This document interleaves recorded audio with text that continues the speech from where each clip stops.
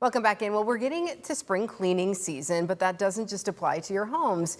You may be working around your yard, picking up some things, doing some weeding, some pruning. Hey, maybe you could pick up some litter while you're at it too. We're hearing from Keep Toledo, Lucas County Beautiful, and the Lucas Soil and Water Conservation District today to learn more about what you can do. Hey, it's Earth Day tomorrow. Adam Cassie and Jessica Greiser are here. Thanks for being here today. Thanks for having us. It is tomorrow, isn't it? Earth Day. So why not talk about this today? So we were having an interesting conversation about, people are getting out doing some pruning, picking things up from the winter.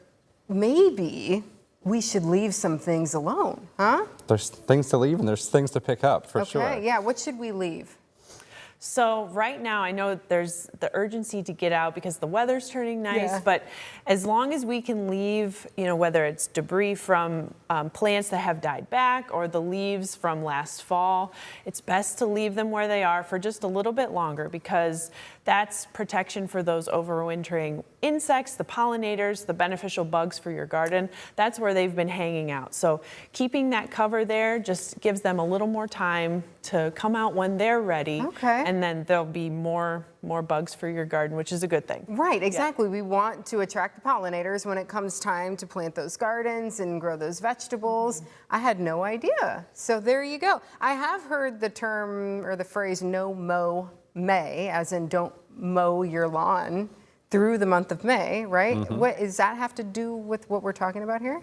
Yeah, so it's all related, just helping those pollinators and insects that we rely on so much. So the No Mow May initiative is really just leaving your lawn either growing longer, so it's honestly healthier for it with the cooler temperatures, but also in the spring we get dandelions, and dandelions are that really important first source of food for pollinators because right now there's not much blooming yet, or they're just starting to bloom, but the dandelions are. So if you can leave your dandelions in your lawn, they'll be better for it. Yeah, so neighbors, don't judge us if we have dandelions in our yards because we're helping the pollinators here. Doing the right thing. Yes, now we can pick up some things. Yeah, so. Litter, namely, right? It is also litter season, yeah. right? This is when we start to find the things that have blown around, they get stuck in places, and you start to uncover all that. Sure. Well, nobody likes to pick up litter in the wintertime. It's too cold. So it kind of piles up and builds up and sometimes hides under the snow. And now that it's warm out and that people are getting outside,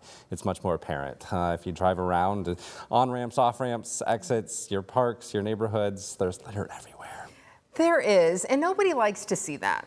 I think that, look at nobody wants to see this, and we know there is data out there that show that it's good for a city when it's clean. Yeah. For a number of reasons. Sure. There's the environmental side. Yes, litter is bad. Right. It's estimated there's 50 billion pieces of litter across roadways and waterways in the United States, and 88% of it is smaller than 4 inches. So we see that big bag, the water bottle, but it's a lot of that small litter that moves very easily.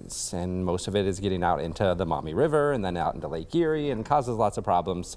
And so, picking up litter is kind of preventative. Even more preventative than that is don't litter. Yeah. But if there is litter out there, we do want to get it picked up. So we have a couple initiatives coming up to get the litter picked up. But so there's the environmental side, but it does have an economic and a pride kind of side to it as well. Nobody wants to live in a neighborhood, go to a playground, go to a park that's full of litter, but nobody wants to be a tourist or bring business to a city that's full of litter either. So the litter really can hold us back in a number of ways. Yeah, so you have the opportunity to get out there and help clean it up, whether it's just, hey, we're going to take the kids and we're going to go around the neighborhood and we're going to pick up some litter. But you have coming up here a number of initiatives that people can join on to as well. Yeah. So I mentioned the ramps. On-ramps, off-ramps are always bad. So we have a program that happens every spring called Ramp It Up.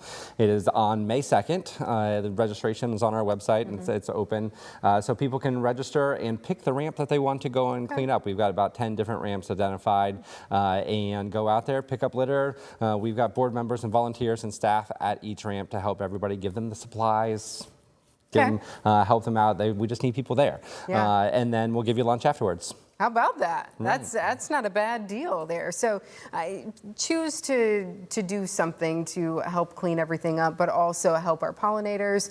And that means you can leave your leaves and leave some other things as well. Thank you folks both for being here today. It's really interesting information. Really, truly. Thanks for being here.